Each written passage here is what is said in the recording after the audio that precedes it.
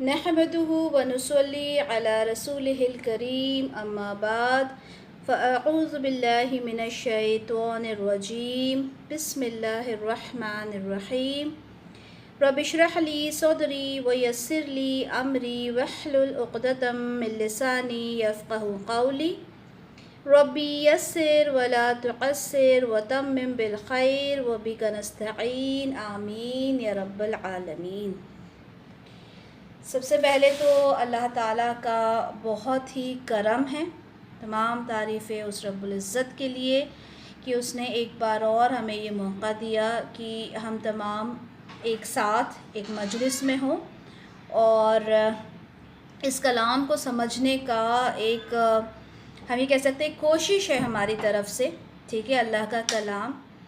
اور ہمیشہ اس بات کو سمجھیں کہ یہ وہ کلام ہے جو رسول اللہ صلی اللہ علیہ وسلم پہ نازل تو ہوا ہی، لیکن اس کے اگر اور اوپر ہم اس بات کو سمجھیں کہ یہ وہ کلام ہے جو اللہ تعالیٰ کا کلام ہے، یعنی اللہ تعالیٰ کی باتیں ہیں۔ جب اللہ تعالیٰ کہتے ہیں ہم نے کیا، خلقنا ہم نے پیدا کیا، جعلنا ہم نے بنایا، ٹھیک ہے، تو انا میں، تو جب اللہ تعالیٰ اپنے لیے اب خود کو کہہ رہے ہیں کہ میں نے یہ کیا، تو سوچیں کتنی بڑی بات ہے۔ اللہ رب العزت یعنی وہ ہستی جس نے اس تمام دنیا کو بنایا، پورا نظام ان کے ہاتھ میں ہے، انہوں نے جو الفاظ ادا کیے ان الفاظ کو ہم پڑھتے ہیں، تو ہمارے لیے کیا یہ ضروری نہیں ہے کہ ہم ان الفاظ کو بہترین انداز میں سمجھیں، ہماری تلاوت بھی بہترین ہو، ہماری تجوید بھی بہترین ہو، ہماری اس کو سمجھنے کی صلاحیت بھی بہترین ہو، ہم اپنا بیسٹ دیں اس میں۔ ہم سے تو تجوید ہوتی ہی نہیں ہے، ہمیں تو ذا اور ذا کا ڈفرینس ہی نہیں سمجھ میں آتا، ہم تو کتنی کوشش کر لیں، ہم سے تو خوبصورتی کے ساتھ ادائیگی نہیں ہوتی۔ کیوں؟ ہم ہر چیز میں محنت کرتے ہیں، ہم بہترین سے بہترین کھانا بناتے ہیں، ہمارا جب ڈائننگ ٹیبل کے اوپر اس کا پریزنٹیشن ہوتا ہے، جب ہمارے گھر میں مہمان آتے ہیں تو ہم اس میں بیسٹ کرنے کی کوشش کرتے ہیں، اور جتنا اچھا مہمان ہوتا ہے، اگر مہمان آپ کا لائک بہت ایلیٹ گروپ کا ہے، بہت زیادہ خاص آپ کا مہمان ہے، تو آپ کیا کرتے ہیں؟ اس کے لیے کچھ الگ تیاریاں کرتے ہیں، ڈشز بھی الگ ہوں گی، اس کا پریزنٹیشن بھی الگ ہوگا، ہے نا؟ اور کوئی نارمل مہمان آتا ہے تو کیا کرتے ہیں؟ جیسے ایسے ہی کوئی اٹھ کر آ گئیں، کوئی پڑوس سے کوئی خالہ آ گئیں اٹھ کے، کوئی اماں جان آ گئیں، تو ہم کیا کرتے ہیں؟ چلے نارمل سا کھانا بنا کے اور کھلا دیتے ہیں، ٹھیک ہے، کون سی اس میں پریزنٹیشن کی ضرورت ہوتی ہے؟ یہی ایک انسانی فطرت ہوتی ہے نا۔ تو اب یہاں سوچیں کہ جس کے بارے میں بات ہو رہی ہے،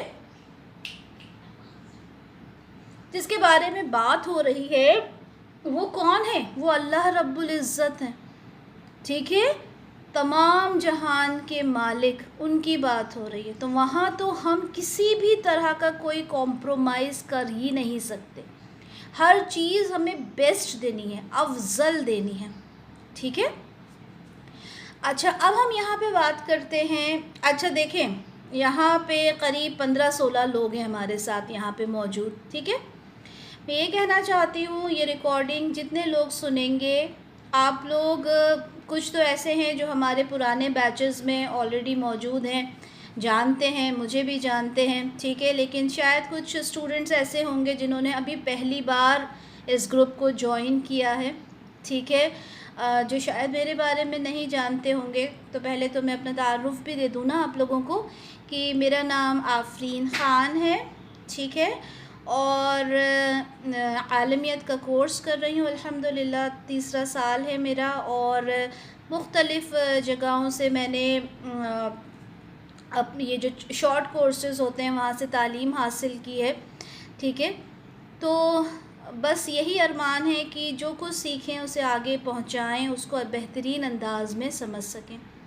اچھا، آپ لوگوں نے جو بھی کچھ پڑھنا ہے یہاں سے، اللہ سے یہ دعا کرنی ہے کہ اللہ تعالیٰ عمل کی توفیق دے، کیونکہ جب ہم پڑھتے ہیں نا ان چیزوں کو تو دل کے اندر ایک ڈر پیدا ہوتا ہے کہ ہم جو یہ کر رہے ہیں، ہم مطلب جو ہم سن رہے ہیں، ہم اس کا کتنا % کر پاتے ہیں۔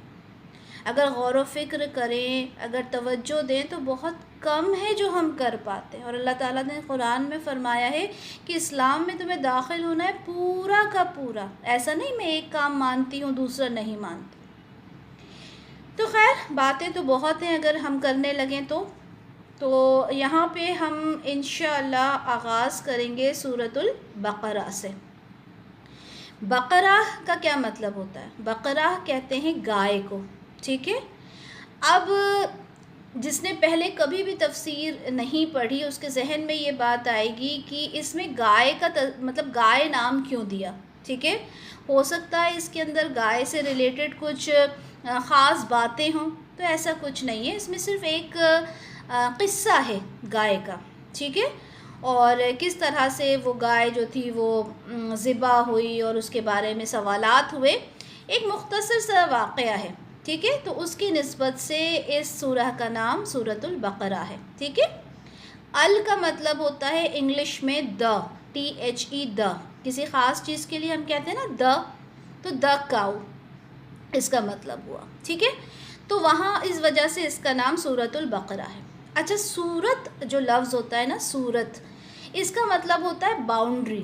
جس طرح سے ایک قلعے کی باؤنڈری ہوتی ہے، گھر کی باؤنڈری ہوتی ہے کہ باہر سے کوئی اندر نہیں آ سکتا، اسی طرح سے یہ جو ایک پورا ایک سورہ ہوتی ہے، ایک چیپٹر ہوتا ہے یہ پورا، اس میں بھی ایک پورا مضمون ہوتا ہے. مضمون کس کو بولتے ہیں؟ ٹاپک کو. ایک پورا ٹاپک ہوتا ہے. کوئی دوسرا ٹاپک، کوئی دوسری سورہ کی کوئی بھی آیت ایک سورت میں نہیں آ سکتی، ٹھیک ہے. آیت کیا ہوتی ہے؟ آیت اسمالسٹ یونٹ ہوتا ہے قرآن کا. جیسے ایک سینٹنس ہوتا ہے، ٹھیک ہے، اسی طرح سے ایک آیت ہوتی ہے. آیت کو ورس نہیں کہنا. بہت سے لوگ انگلش میں جب بات کرتے ہیں تو ورس بولتے ہیں نا، ورس نمبر 1، ورس نمبر 12، نہیں، آیت ہی بولنا ہے. آیت نمبر 1، آیت نمبر 2. کیوں؟ کیونکہ ورس جو ہوتا ہے وہ ایک الگ چیز ہو جاتی ہے، ٹھیک ہے. آیت کا انگلش جو ہم کریں گے تو اسے بھی ہم آیت ہی کہیں گے. آیت کا کیا مطلب ہوتا ہے؟ نشانی. اللہ تعالیٰ جب کہتے ہیں نا کہ یہ اللہ کی آیات ہیں، تو اس کا ایک تو مطلب ہے قرآن کی آیات، ٹھیک ہے، جو ہم پڑھتے ہیں، اور ایک مطلب ہوتا ہے اللہ کی نشانیاں، ٹھیک ہے. اس میں اللہ کی نشانیاں موجود ہیں. تو آیت سے مطلب کیا سمجھنا ہے آپ کو؟ نشانی. اسی طرح سے سورت کو بھی سورت ہی کہنا ہے، ٹھیک ہے. کوشش کرنا ہے کہ سورت کو بھی ہم نے سورت ہی کہنا ہے، چیپٹر یا اس طرح سے استعمال نہیں کرنا، ٹھیک ہے. اچھا، یہ جو سورہ ہے یہ قرآن پاک کی سب سے طویل یعنی سب سے بڑی، ٹھیک ہے، سب سے بڑی سورہ ہے. 286 آیات ہیں اس کے اندر، 40 رکوع ہیں، ٹھیک ہے. اور یہ مدنی سورہ ہے. اچھا، مدنی اور مکی سورہ کا جو ڈفرنس ہوتا ہے وہ بھی سمجھ لیں. مکی اور مدنی سورہ کا جو ڈفرنس ہے، مجھے چیٹ میں کوئی بتا سکتا ہے کہ مکی سورہ کون سی سورہ ہو سکتی ہے؟ کون سی ہوتی ہے؟ جی، مکی سورہ جو مکہ میں ہی نازل ہوئی ہے، اور جو جب ہجرت کے لیے جو وہاں مدینہ جا رہے تھے تو وہاں مدینہ میں جو سورہ نازل ہوئی اسے مدنی سورہ کہتے ہیں. ٹھیک ہے. کوئی اور؟ جی مائک میوٹ کریں. ماشاءاللہ. اور کوئی اور اس سے بہتر جواب؟ جی عائشہ. آپ جو مکہ سے ہجرت سے پہلے جو سورہ نازل ہوا اس کو مدنی سورہ کہتے ہیں. اگر ہجرت کے بعد نہیں، ہجرت سے پہلے جو نازل ہوا اس کو مدنی سورہ، اگر ہجرت کے بعد جو نازل ہوا اس کو مکی سورہ کہتے ہیں. اطمینان سے عائشہ. ہجرت سے جو پہلے نازل ہوئی اسے کیا کہتے ہیں؟ مدنی سورہ. ہجرت سے پہلے؟ ہجرت سے پہلے تو مکہ میں تھے رسول اللہ. چلیں، ہجرت سے پہلے جو سورہ نازل ہوا اس کو مکی سورہ مکی کہتے ہیں. ٹھیک ہے. ہاں وہ مجھے سمجھ میں آ گیا تھا، آپ کنفیوز ہو گئی ہیں، کوئی بات نہیں. چلیں مائک میوٹ کریں، میں بتا دیتی ہوں اب انشاءاللہ. مکی سورہ اور مدنی سورہ یہ ہمیں معلوم ہونا چاہیے، کیونکہ قرآن کے اندر ہمیں پتہ چلتا ہے، سب سے پہلی بات یہی آتی ہے کہ یہ مکی سورہ ہے۔ تبسم آپ کا کیمرہ آن ہے، اس کو بند کریں۔ مکی سورہ اور مدنی سورہ کیا ہوتی ہے وہ دیکھتے ہیں۔ ہم سب جانتے ہیں کہ رسول اللہ صلی اللہ علیہ وسلم عشرت تبسم کو ریموو کریں، دوبارہ جوائن کرنے بولیں، مجھے ڈسٹربنس ہو رہا ہے، ان کا سامنے کیمرہ نظر آ رہا ہے۔ یہاں میں آپ لوگوں کو بتا دوں مکی سورہ مدنی سورہ کے بارے میں کہ مکی سورہ ہم جانتے ہیں کہ رسول اللہ صلی اللہ علیہ وسلم پہلے کہاں تھے؟ جب مکہ میں تھے، ٹھیک ہے، اور مکہ میں قرآن نازل ہونا شروع ہو گیا تھا، ٹھیک ہے۔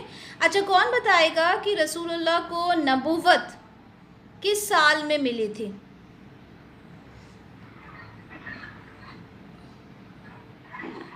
جی 40 سال، ٹھیک ہے جی، ویری گڈ، ماشاء اللہ۔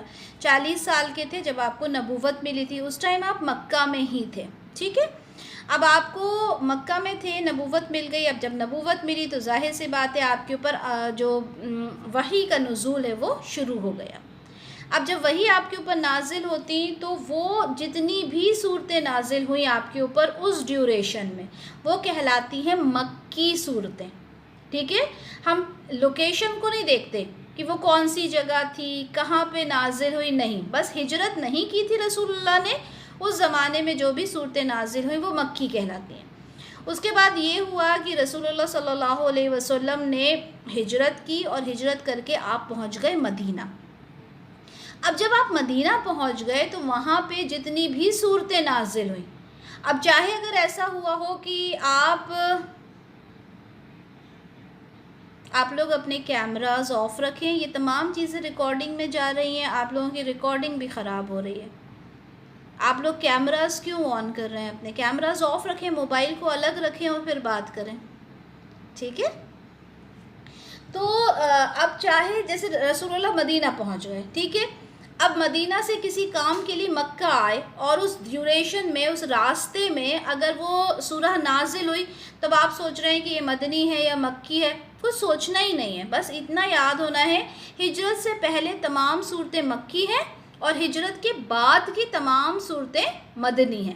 یہ چیز سمجھ میں آ گئی سب کو؟ ریئیکٹ کریں اگر سمجھ میں آ گئی تو۔ چلیں ماشاء اللہ، ٹھیک ہے۔ اچھا، ہر بات پہ مائک انمیوٹ نہ کیا کریں، ریئیکٹ کیا کریں۔ دیکھیں جیسے ماشاء اللہ ممتاز نے، نذرانہ نے، عائشہ نے، ٹھیک ہے، تسکین نے ریئیکٹ کیا، ایک ریئیکٹ کر دیا کریں، مجھے پتہ چل جاتا ہے، ٹھیک ہے، الحمدللہ۔ تو یہ مکی اور مدنی سورہ ہو گئی۔ کچھ اور باتیں دیکھتے ہیں مکی اور مدنی سورہ کے بارے میں۔ مکی صورتیں جو ہوتی ہیں نا، آپ دیکھیں گے یہ بڑی ہی شارٹ ہوتی ہیں، چھوٹی چھوٹی ہوتی ہیں۔ آخری 30ویں پارے کی جو صورتیں ہیں نا، وہ سب مکی صورتیں ہیں موسٹلی۔ کیوں؟ کیونکہ وہاں پہ بات بہت ہی پر اثر ہوتی ہے، یعنی بہت زیادہ دل پہ اثر کرنے والی ہوتی ہے، بہت مختصر ہوتی ہیں، چھوٹی ہوتی ہیں لیکن بات پوری سمجھ میں آ جاتی ہے۔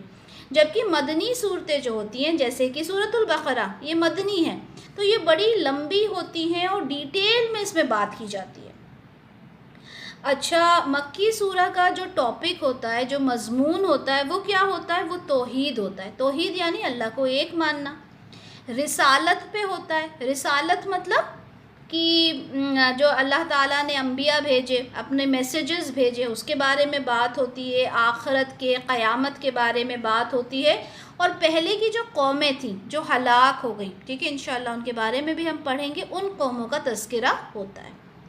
مدنی سورہ جو ہوتی ہیں، مدنی سورہ میں جو احکام ہوتے ہیں، نماز، حج، روزہ، جو انشاءاللہ ہم یہاں بھی پڑھیں گے سورہ بقرہ میں، ٹھیک ہے، یہ تمام باتیں مدنی سورہ میں ہمیں ملتی ہیں۔ مکی صورتیں جو ہوتی ہیں وہ ایمان کو تازہ کرتی ہیں، جبکہ مدنی صورتیں جو ہوتی ہیں اس میں اسلام سے ریلیٹڈ باتیں ہوتی ہیں۔ اب میں نے ایمان کہا ایک جگہ، اسلام، ہمارے پرانے اسٹوڈنٹس تو بہت اچھے سے سمجھتے ہیں کہ اسلام اور ایمان میں کیا فرق ہے۔ ہمارے جو نیو اسٹوڈنٹس ہیں ان کو میں بتا دوں کہ دونوں میں کیا فرق ہے، کہ ایمان کیا ہوتا ہے؟ ایمان وہ جذبہ ہوتا ہے کہ آپ اس بات کو مانیں کہ میں اللہ کے رسول کو مانتی ہوں، ٹھیک ہے، پختہ آپ کا یقین ایمان کہلاتا ہے۔ آپ آخرت کو بھی مانتے ہیں، آپ فرشتوں کو بھی مانتے ہیں، آپ قسمت کو بھی مانتے ہیں، ٹھیک ہے، آپ اللہ کے رسول کو مانتے ہیں، آپ پرانی کتابوں کو مانتے ہیں، تمام انبیاء کو مانتے ہیں، تو یہ تو آپ کا ایمان ہو گیا۔ پھر اسلام کیا ہوا؟ اسلام یہ ہوتا ہے کہ جو ظاہری شکل ہوتی ہے، نماز، حج، روزہ، زکوٰۃ، ٹھیک ہے، اور زبان سے اقرار کر لینا کہ میں مسلمان ہوں۔ ایمان کیا ہے؟ دل سے مان لینا، جبکہ اسلام کیا ہے؟ اس کی ظاہری شکل۔ کوئی نماز پڑھنے والا ہے، آپ دیکھ کے پہچان جاؤ گے کہ ہاں یہ مسلمان ہے، لیکن وہ ایمان والا ہے یا نہیں، اس کے لیے آپ کو اس کے اندر کی کیفیت معلوم ہونا چاہیے، جو کہ بہت مشکل ہے۔ ہر انسان اپنا ہی انٹروسپیکشن کر سکتا ہے نا دوسرے کے بارے میں، اور ہمیں حق بھی نہیں ہے کہ ہم دوسرے کے بارے میں کچھ کہہ سکیں۔ تو چلیں ہم یہاں بات کر رہے ہیں سورۃ البقرہ کی۔ جب رسول اللہ صلی اللہ علیہ وسلم مدینہ پہنچے ہیں، مدینہ پہنچنے کے بعد پورا وہاں کے لوگوں کو نے اسلام قبول کر لیا، مسلمان ہو گئے۔ اب ضرورت پیش اس بات کی آئی کہ ایک لا ہونا چاہیے، ایک قانون ہونا چاہیے۔ آپ لوگوں نے سب نے شریعہ لا سنا ہوگا نا، ایک شرعی لا ہونا چاہیے تاکہ اس کے حساب سے سارے قانون بنیں، ساری چیزیں وہاں پہ امپلیمنٹ کی جا سکیں کہ کس کو چوری کر لی تو کیا سزا ہے، شراب کے بارے میں کیا حکم ہے، ہسبینڈ اینڈ وائف کے ریلیشن کے بارے میں کیا حکم ہونا چاہیے، طلاق کا کیا سسٹم ہونا چاہیے، نکاح کا کیا ہونا چاہیے، حج کیسے کرنا ہے، تمام چیزیں جو ہوتی ہیں، تجارت کیسے ہونا چاہیے، لین دین کیسے ہونا چاہیے، قرض کسی کو دیں تو کس حساب سے ہونا چاہیے، سود کے بارے میں کیا معاملات ہیں، حلال کیا، حرام کیا، تمام چیزوں کی ضرورت پیش آئی۔ اب ان ساری پوائنٹس کو کور کیا اللہ تعالیٰ نے سورۃ البقرہ میں۔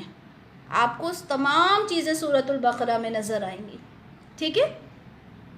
تو یہ تمام چیزیں سورۃ البقرہ میں ایڈریس کر دی گئی اللہ تعالیٰ کی طرف سے، اور یہی وجہ ہے کہ سب سے پہلے اللہ تعالیٰ نے سورۃ الفاتحہ کے جسٹ بعد سورۃ البقرہ کو یہاں پہ رکھا گیا۔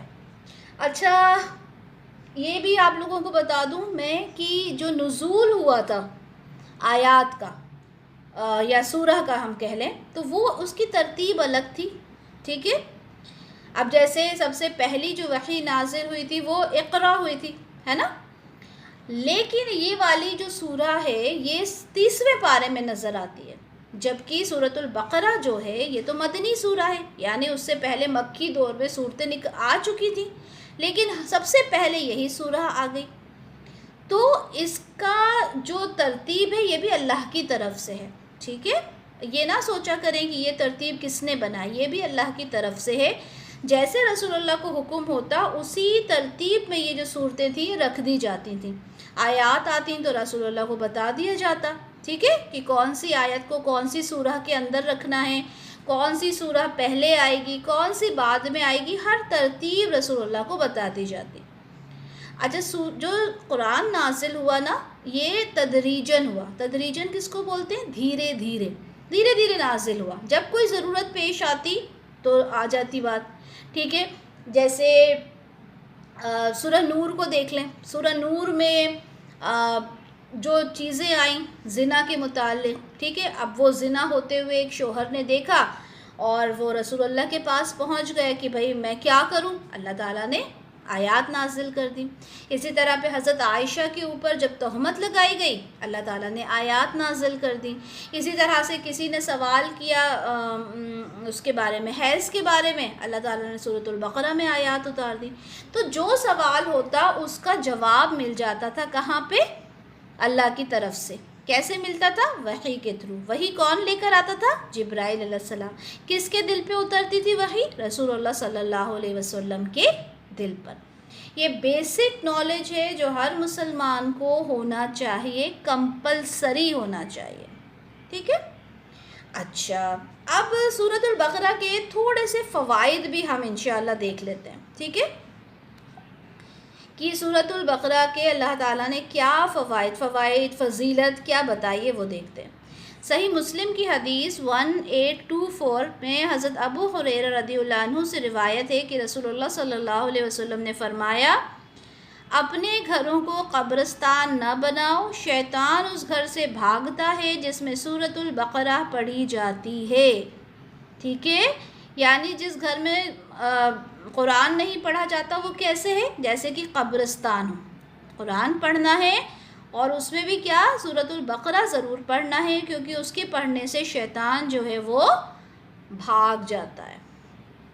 اسی طرح ایک اور ہے صحیح مسلم کی 1874. راوی فرماتے ہیں کہ رسول اللہ صلی اللہ علیہ وسلم کو انہوں نے یہ فرماتے ہوئے سنا کہ قرآن پڑھا کرو، کیونکہ وہ قیامت کے دن اصحاب قرآن کا سفارشی بن کر آئے گا. اب دیکھیں، سفارش کرے گا قرآن کی یہ بندہ یہ بندی مطلب مجھے پڑھا کرتے تھے، ٹھیک ہے، تو وہ سفارش کرے گا بھائی ہمارے لیے. کتنی بڑی بات ہے. یعنی یہ وہ وقت ہوگا جب کوئی کسی کا ساتھ نہیں دے رہا ہوگا، اس وقت قرآن آپ کا سفارشی بن کر آئے گا. اور 2 روشن چمکتی ہوئی صورتیں، 2 روشن چمکتی ہوئی صورتیں، سورۃ البقرہ اور سورہ آل عمران. آل عمران اس کے بعد والی سورہ. تو یہ 2 صورتیں ہیں، انہیں پڑھا کرو، کیونکہ وہ قیامت کے دن اس طرح آئیں گی جیسے وہ ایک سیدھ میں اڑتے پرندوں کی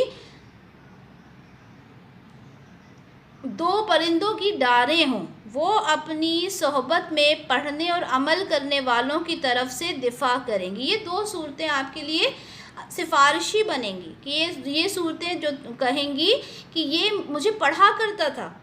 تو سوچیں، آگے فرمایا گیا سورۃ البقرہ پڑھا کرو، کیونکہ اسے حاصل کرنا باعث برکت ہے اور اس کو چھوڑ دینا باعث حسرت ہے. یعنی اسے نہیں پڑھنے والا تو بالکل ہی گمراہ ہے، حسرت کرتا ہے وہ کہ اس نے نہیں پڑھی. ٹھیک ہے، تو سورۃ البقرہ پڑھا کریں. اچھا، ایک سوال ہوگا نا کہ اتنی بڑی سورہ ہے، اس کو کیسے پڑھیں؟ تو یہ سمجھیں کہ آپ اسے تھوڑا تھوڑا کر کے پڑھ سکتے ہیں. ٹھیک ہے، 2.5 پارہ ہے نا تقریباً، تو آپ اسے تھوڑا تھوڑا کر کے پڑھ لیں. ٹھیک ہے، جیسے آپ نے 1 پارہ پڑھا، پھر آپ نے دوپہر میں پڑھ لیا، پھر شام کو پڑھ لیا، یا پھر ایک ٹائم ایسا بنا لیں کہ چلیں آدھا پارہ مجھے سورۃ البقرہ کا پڑھنا ہے، باقی ایک دوسرا میں پڑھ لوں. ٹھیک ہے، 3 دن میں ختم کر لوں. کچھ بھی ایک ذہن میں بنا کے اس کو ہم پڑھ سکتے ہیں. ٹھیک ہے. اسی طرح صحیح بخاری کی حدیث 5009 ہے کہ رسول اللہ صلی اللہ علیہ وسلم فرماتے ہیں کہ جس نے سورہ بقرہ کی آخری 2 آیتیں رات میں پڑھ لیں، وہ اسے ہر آفت سے بچانے کے لیے کافی ہو جائیں گی. ٹھیک ہے، آخری کی آیات کی بہت فضیلت ہمیں ملتی ہے. صحیح مسلم کی 1877. یہاں دیکھیں، حضرت ابن عباس رضی اللہ عنہما سے روایت ہے کہ جبرائیل علیہ السلام نبی کریم صلی اللہ علیہ وسلم کے پاس بیٹھے ہوئے تھے. اچانک انہوں نے اوپر سے ایسی آواز سنی جیسے دروازہ کھلنے کی آواز ہوتی ہے.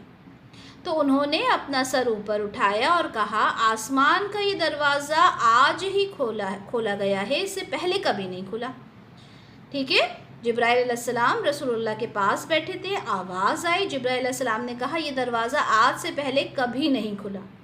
اس میں سے ایک فرشتہ آیا اور زمین پر اترا.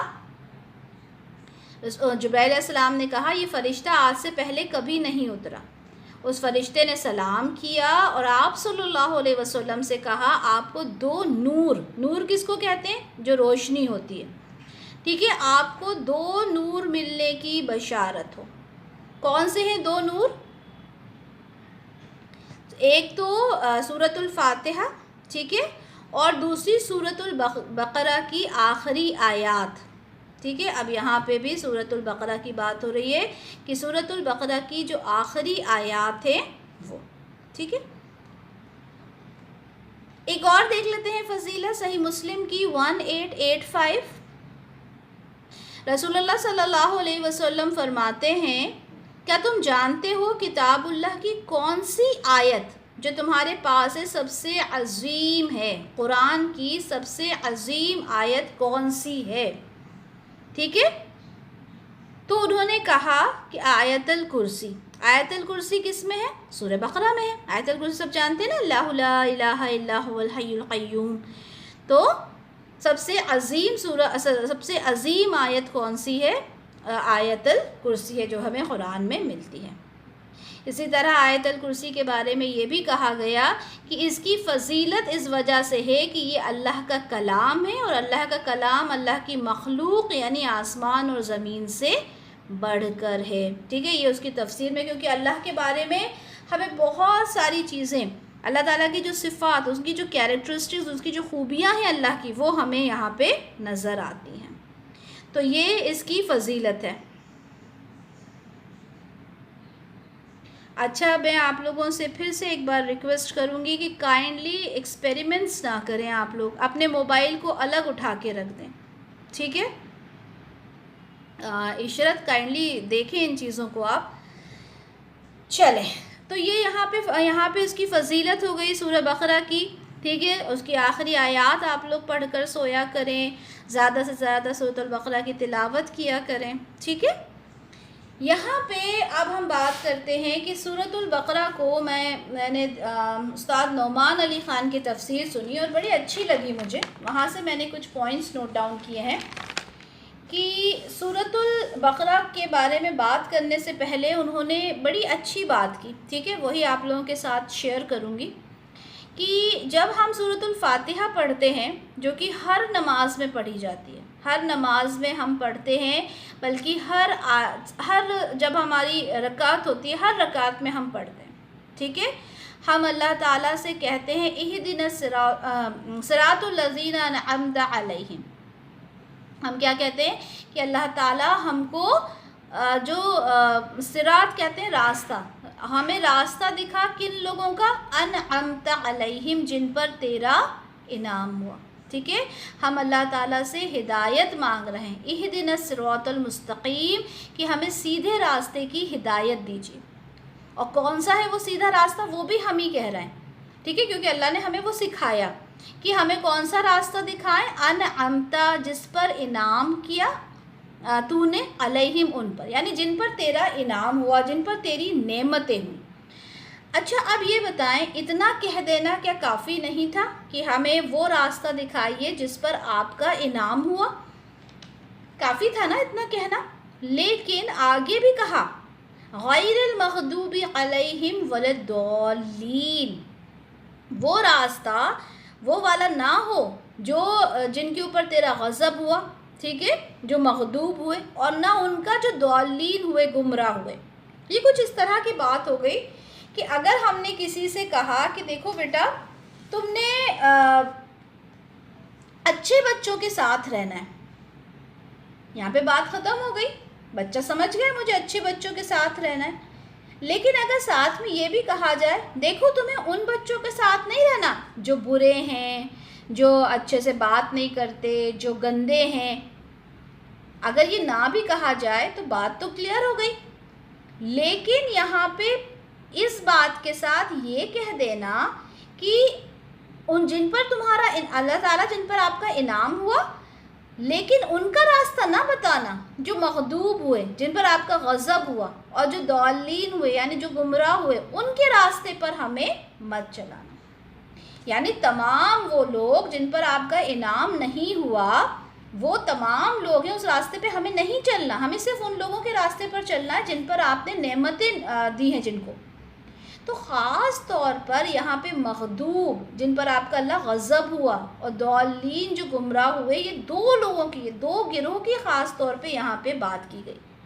ٹھیک ہے، مغضوب کس کو کہتے ہیں؟ جس پر اللہ کا غضب ہوا.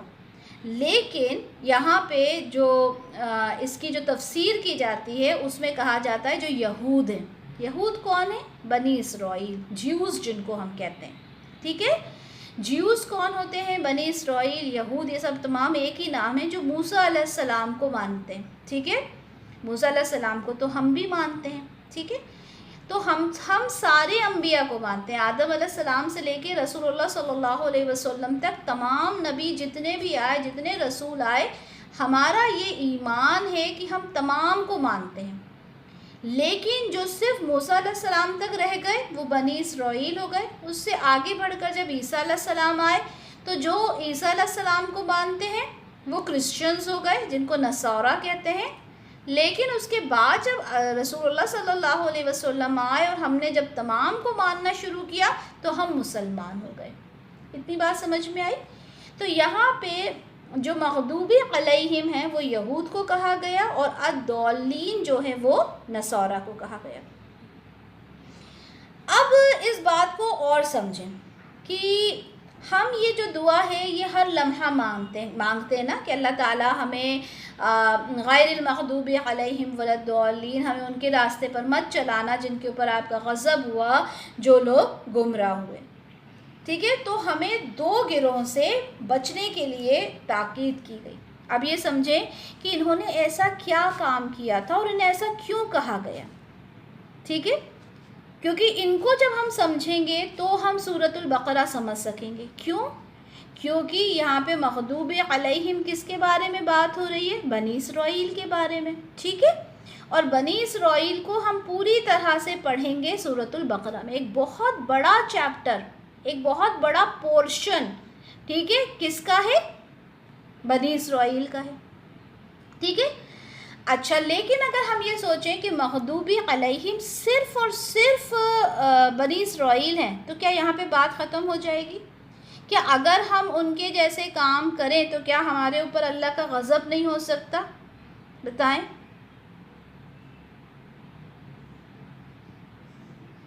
آپ لوگ ان باکس میں میسیجز نہیں آتے آپ لوگوں کو کرنا؟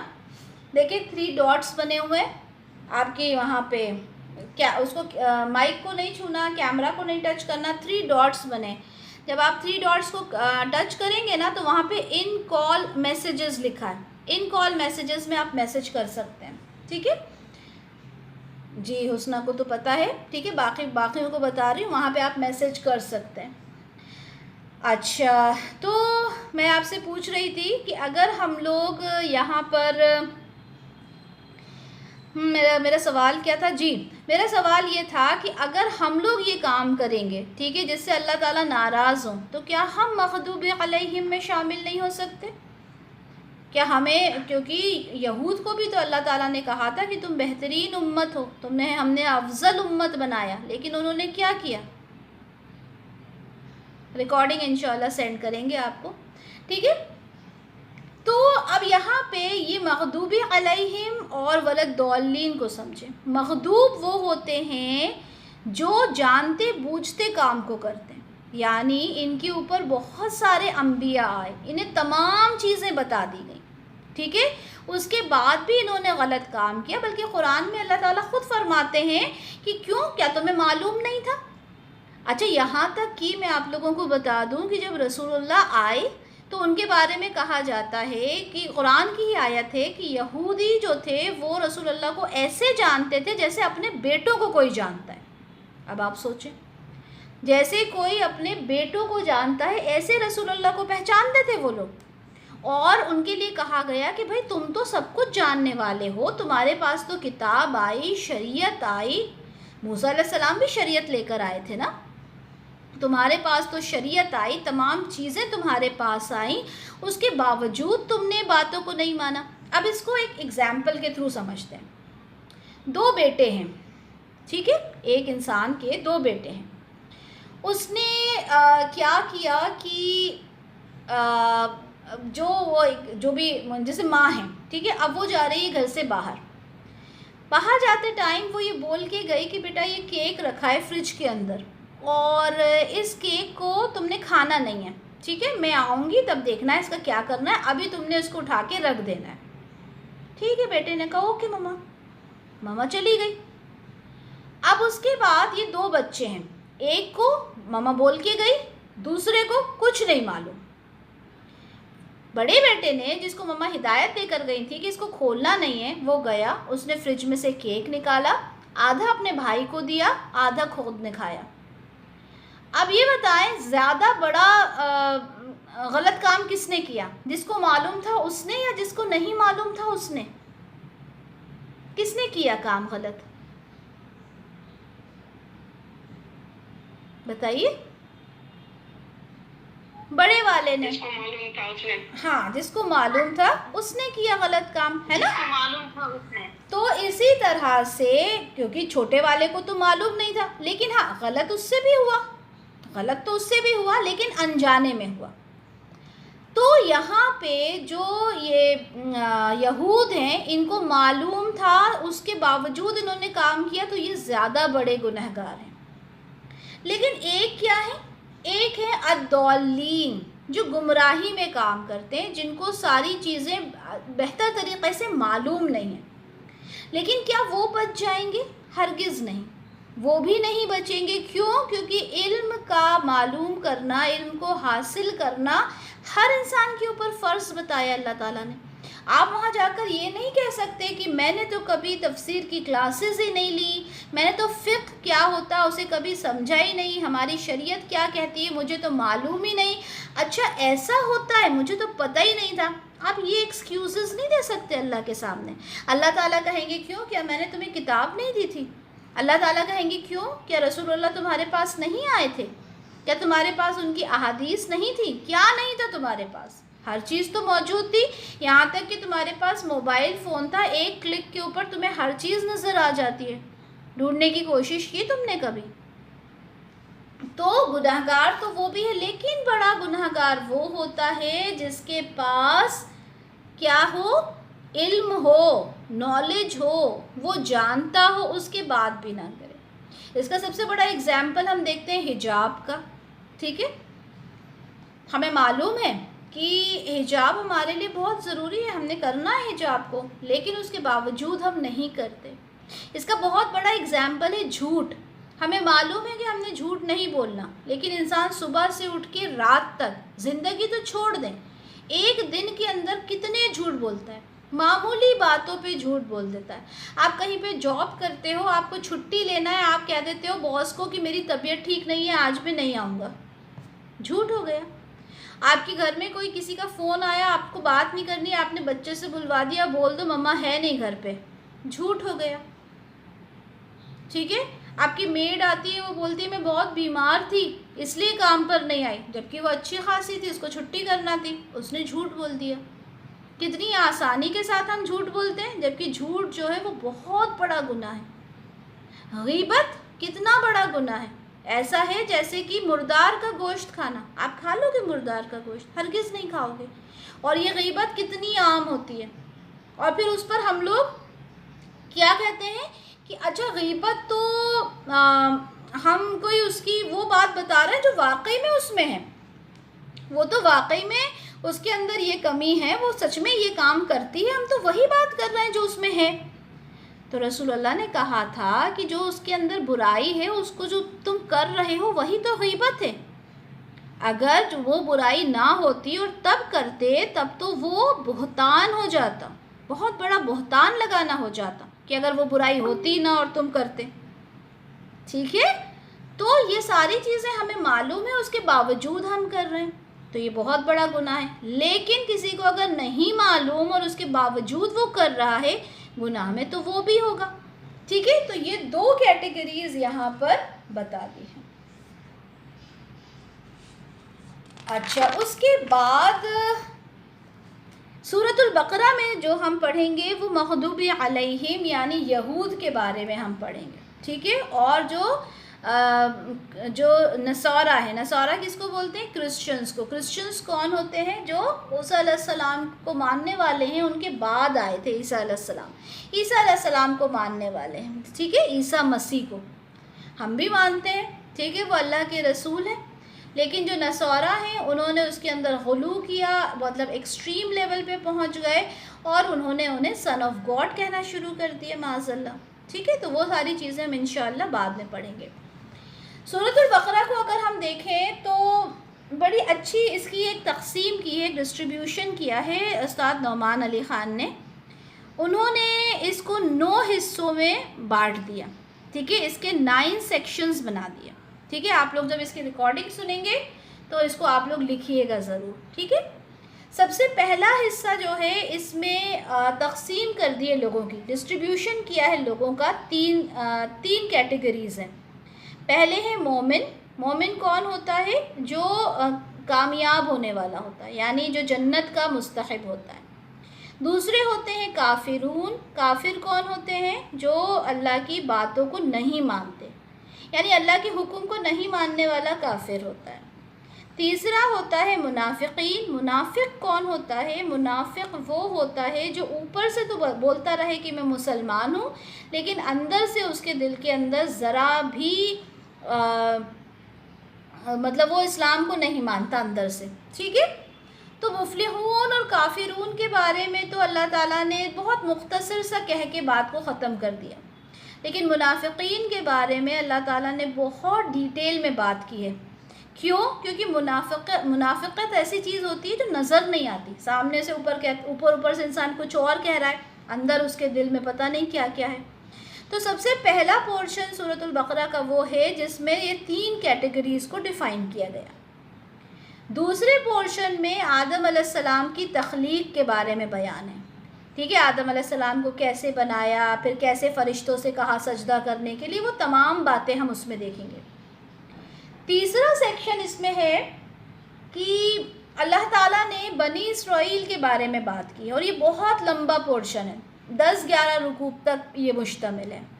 ٹھیک ہے. جس میں بنی اسرائیل کو اللہ تعالیٰ نے کیا کیا نعمتیں دی اس کا تذکرہ کیا، اور اللہ تعالیٰ نے ایک پوری لسٹ بتا دی. کیا ہم نے تمہیں یہ نعمت نہیں دی، ہم نے تمہیں وہ نعمت نہیں دی، کیا ہم نے انبیاء تمہارے قوم میں نہیں بھیجے، کیا ہم نے تمہیں بہترین امت نہیں بنایا. تمام چیزیں بیان کرنے کے بعد پھر اللہ تعالیٰ نے بتایا تم نے یہ گناہ کیا، تم نے یہ گناہ کیا، تم نے انبیاء کو قتل کیا. ٹھیک ہے. تم نے احکام کو نہیں مانا، تم نے کتابوں کے اندر پھیر بدل کر دیا. تمام ان کے گناہ جو ہیں پھر وہ اللہ تعالیٰ ڈیفائن کرتے ہیں، اور یہ بہت بڑا پورشن ہے سورۃ البقرہ کا. یہ ہو گئے 3 پوائنٹ. ٹھیک ہے. چوتھا پوائنٹ کیا ہے؟ اس میں ابراہیم علیہ السلام کا تذکرہ ہمیں ملے گا. ٹھیک ہے. اب ابراہیم علیہ السلام کے بارے میں ہم یہیں بس ابراہیم علیہ السلام کو ہی انشاءاللہ میں بتاؤں گی. ٹھیک ہے. اس کے بعد ہم کلاس اوور کریں گے انشاءاللہ. نیکسٹ کلاس میں پھر آگے کنٹینیو کریں گے. اس کا ہم جو بیس ہے پہلے وہ بنا لیں انشاءاللہ سورۃ البقرہ کا، پھر ہم لوگ آیت نمبر 1 سے شروع کریں گے. تو یہاں میں 4تھ پوائنٹ، چوتھا حصہ سورۃ البقرہ کا بتا دیتی ہوں. تو یہاں پہ ابراہیم علیہ السلام کے بارے میں بات ہوگی. ٹھیک ہے. ابراہیم علیہ السلام کو کچھ اس طرح سے سمجھ لیں کہ ابراہیم علیہ السلام کی جو 2 بیویاں ہیں، ان سے جو 2 نسلیں چلی ہیں. ایک چلی ہے اسماعیل علیہ السلام کی، جس کے اندر رسول اللہ صلی اللہ علیہ وسلم آئے. ٹھیک ہے.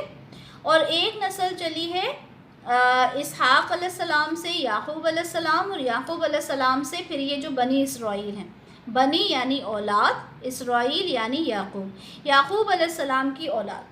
تو یہ اس بات پہ بڑا فخر کیا کرتے تھے کہ ہم تو اسرائیل کی اولاد ہیں، یعنی یعقوب علیہ السلام کی اولاد ہیں. تو اللہ تعالیٰ کہتے ہیں کہ بھائی ذرا اوپر بھی تو جاؤ، بنی اسرائیل ہو تم تو اسرائیل کے اوپر بھی تو جاؤ. دیکھو اسرائیل کے اوپر اسحاق اور اسحاق کے اوپر ابراہیم ہے. کیا تم ابراہیم علیہ السلام کی اولاد میں سے نہیں ہو؟ تو یہ جو رسول اللہ ہیں یہ بھی تو انہی کی اولاد میں سے ہیں، ان کی دوسری شاخ میں سے دوسرے بیٹے کے، یعنی جد الانبیاء انہیں کہا جاتا ہے، یعنی دادا تو ایک ہی ہے نا. تو اس پورشن میں ابراہیم علیہ السلام کی تمام باتیں بتائی گئیں کہ دیکھو کس طرح سے ان کے اوپر آزمائش آئی. ٹھیک ہے. بیٹے کو ذبح کرنے کے لیے کہا گیا، بیٹے کو چھوڑنے کے لیے کہا گیا کہ تم اس کو جا کے بالکل بیابان میں چھوڑ کر آ جاؤ. کس طرح سے پھر انہوں نے وہاں پہ کعبہ بنایا، کعبہ کی تعمیر ہوئی. ٹھیک ہے. کس طرح سے ہر آزمائش میں ابراہیم علیہ السلام پورے کھرے اترے. ٹھیک ہے. تو یہ تمام باتیں جو ہیں آپ کو کہاں ملیں گی؟ یہ 4تھ پورشن ہے. ٹھیک ہے. تو یہ 4 ہم نے حصے دیکھ لیے، 4 حصے ہو گئے. تو ہم باقی کے 5 حصے انشاءاللہ دیکھیں گے. یہ پورے حصے جب آپ اچھے سے سمجھ لو گے نا، اپنے ذہن میں بٹھا لو گے کہ اچھا یہ تمام باتیں ہیں جن پر ہماری بات ہوئی. سب سے پہلا کیا؟ 3 طرح کے لوگوں کو ڈیفائن کیا. پھر دوسرے پورشن میں آدم علیہ السلام کی تخلیق ہے. تیسرے پورشن میں بنی اسرائیل کے ساتھ پورا